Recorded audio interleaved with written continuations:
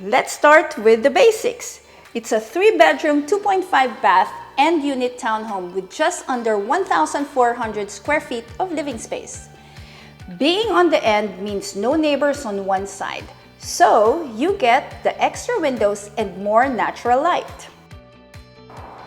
Welcome to 15815 Admiralty Way here in Lynnwood. If you're looking for a home that is bright, private, and low maintenance, I've just got the house for you.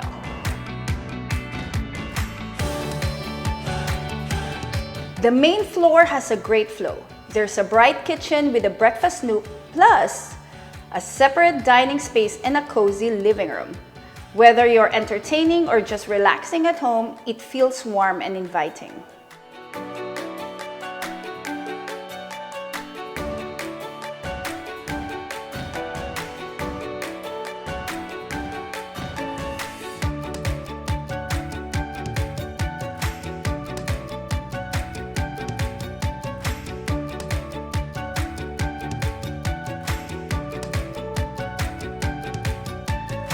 Upstairs, all 3 bedrooms are together, including a spacious primary suite with its own bathroom and a walk-in closet.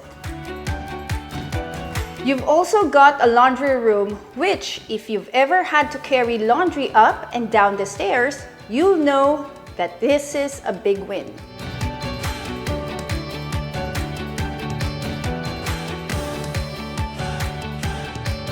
There's an attached 1-car garage plus plenty of guest parking nearby. And here's what's really great. This is a pet-friendly community and there's no rental cap. So whether you're buying to live in or as an investment, you've got options. You're close to everything: Alderwood Mall, local shops, dining, and parks. And getting around is easy with quick access to I-5 and public transit. I hope you enjoyed exploring this beautiful 3-bedroom home with me. So if you're thinking of buying, selling, or investing in real estate, don't hesitate to give me a call. This is Beverly Auffray of eXp Realty, the fastest growing real estate company in the world.